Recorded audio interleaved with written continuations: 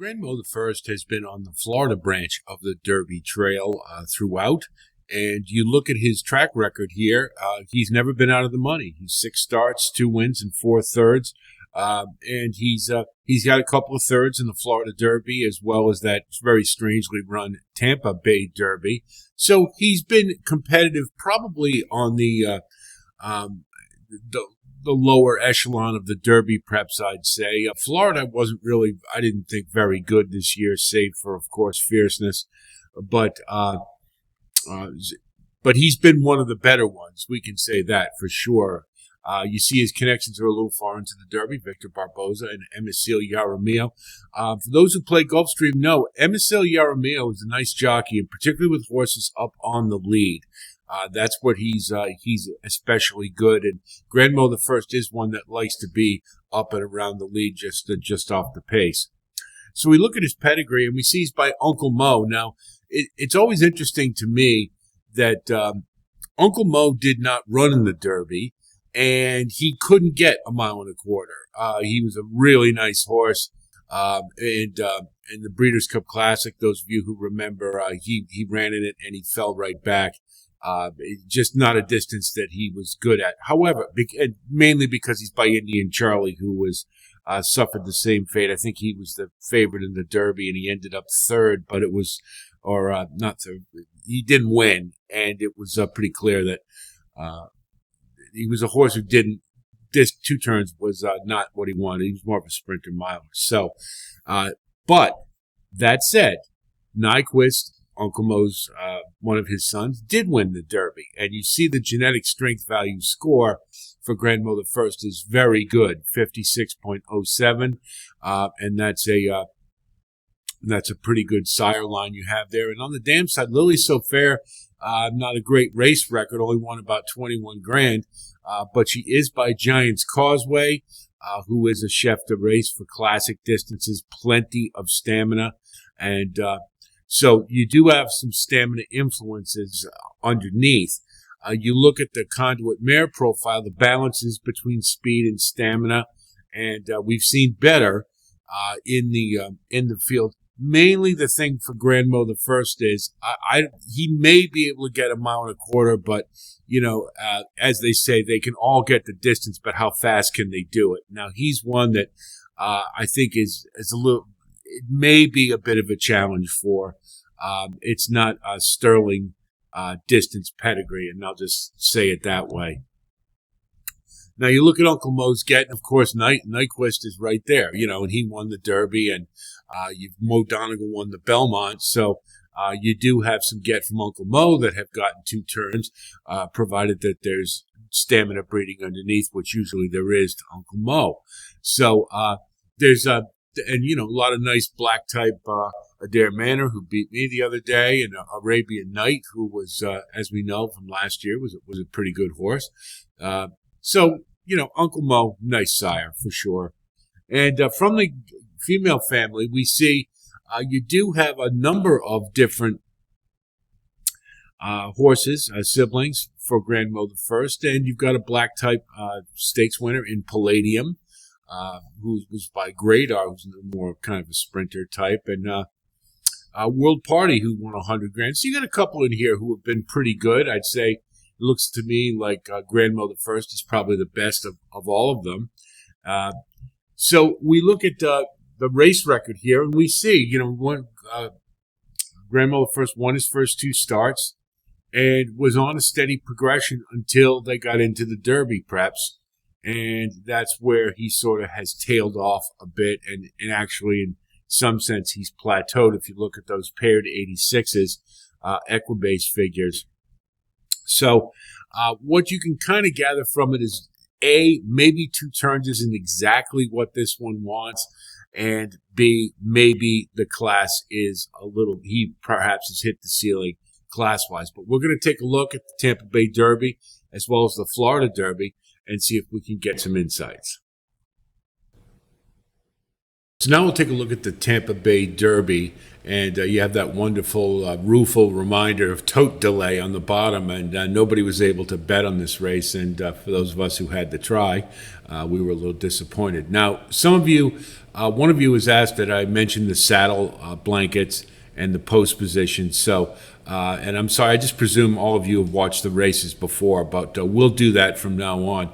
At Tampa Bay Downs, you see the number 9 hole. That is where Grand Mo the First emanates from in this race. Yeah, the and race he's is in on the gold silks there with the blue the Ever do it, got away to a good start. No more time is close up, and driving through between horses is good and you money. see he's broke alertly, and he's up stalking, and he's about 3 wide and just off the leaders. And that turned out to be a very good place to be, because as we'll see, the pace was a total crawl in this race. So it keeps a lot of horses in the race, obviously, who perhaps might get chewed up if the pace was quick early.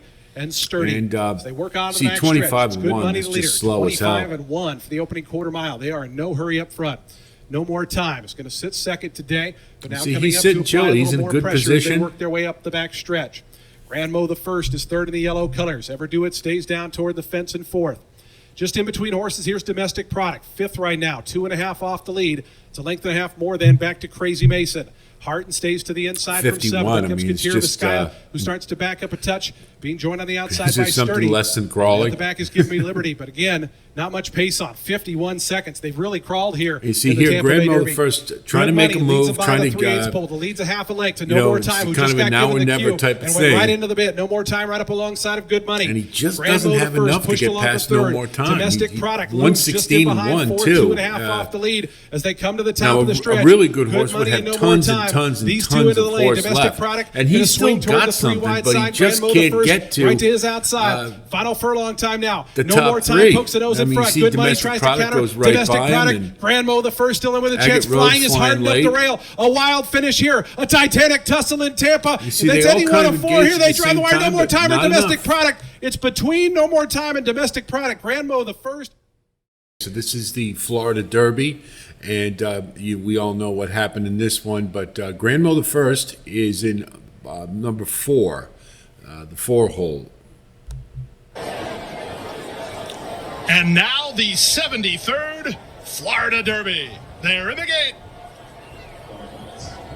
And they're off in the Florida Derby. 4 Fierceness was away perfectly from his outside. He was away pretty quick and right to the rail. Meanwhile, shuts off Hades. At the rail and in front with the Dombro right alongside. And he's saving ground here. So if he's got enough, he's in pretty good position. He doesn't want Fierceness to get away, so he's chasing, trying to press as best he can. The Dombro out 3 wide is Catalytic, and Grand Mo the First is at the rail. They're followed by Real Macho, who races outside of Hades. Hades is about 3.5 lengths off the speed, ahead of Iris's Dream. Covered up between horses is Conquest Warrior and the early trailer is Frankie's pretty Empire. slow, 24. The opening quarter just 24 seconds flat. Fierceness on his A game so far. He's a length in front over Catalytic, a wide second. And between horses, Ladam Grand Mo the First is trying to stay with him, trying to wait for his spot. 47-2, quickening up a little bit. Still at the back, but in the clear is Frankie's Empire. But he's in good position here. You know, that's kind of a no excuses type of place to be. Working harder is Catalytic at the rail. Grand Mo the First. Ladam has to quicken, but he's not. At the rail, it's Conquest Warrior trying to launch his bid. Frankie's Empire is wide on the course, but 6 Johnny furlongs, 111. You know, it's that's Fierceness showing that high cruising speed. And you see now Grand Mo the First. He's trying hard, but he's starting to back up a little bit. Grand Mo the First is third on the outside. Frankie's Empire. Conquest Warrior at the rail. And he did keep on for third. You can give him some credit there, but also I think you have to. It's more indicative of how mediocre the field was, save for Fierceness. And Catalytic ran a huge race, but not a good edition of the Florida Derby, in my opinion. And you know, Grand Mo the First was one of the. You know, he was almost in. I guess he was in the top echelon in the Florida circuit, but not by ladies much. and gentlemen, I think we just saw. So if we take a look at the pace numbers for Grand Mo the First, we'll see the Tampa Bay Derby was such a strangely run race with such ungodly slow early fractions, it's kind of almost a throwout, but we do have to record it and take a look at it. And you'll see the first 2 fractions, he was just walking. And obviously, because the pace was so slow, he was able to stay in the race and have plenty left in the tank. Obviously, a 56.58, if any horse runs that in the Kentucky Derby, they are going to win by 20 lengths. That's blistering. It will not happen. And as we see in the Florida Derby, he didn't repeat that. And because the pace was more honest, it was still a hair slow, the 24 and change for the first fraction, or for the first call, rather, first quarter mile. Fierceness was able to get to rest. The 1 FR here is the half-mile marker. 2 FR is 6 furlongs, and 3 furlongs, third fraction is the finish, just not to confuse.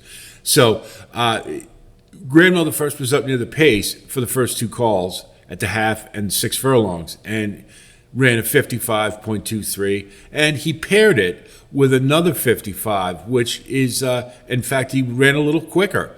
So that's always a good sign. I mean, that's sustaining your pace and your speed. But the problem is, in trying to do that, what I think it represents is a horse with some quality, who's in a little over his head. He was trying to keep up at the 6 furlong mark and was able to do so, but obviously it cost him late, and he ended up with a 49.74, and that's a fraction that simply won't cut it.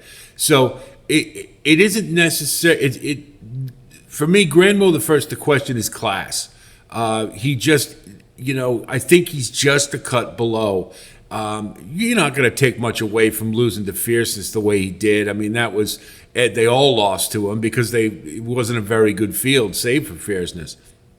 But the fact that he couldn't do any better than third, and he was backing up in the stretch, they're probably going to run a similar type of pace at a much longer distance with a much better field. So Granville the First, it doesn't look very good going into the Derby. So the issues are pretty obvious. Class, I just think this horse is outclassed. That's really what it comes down to. He's a nice horse. He's probably going to be a good allowance horse, probably more at a mile. Those one-turn miles at Gulfstream, I think he will be very effective. Speed, I don't think he's fast enough, and then the pace figures just demonstrate that this horse just doesn't belong, and he'll be a toss for me. Can't see really much hope for Granville the First in the Derby.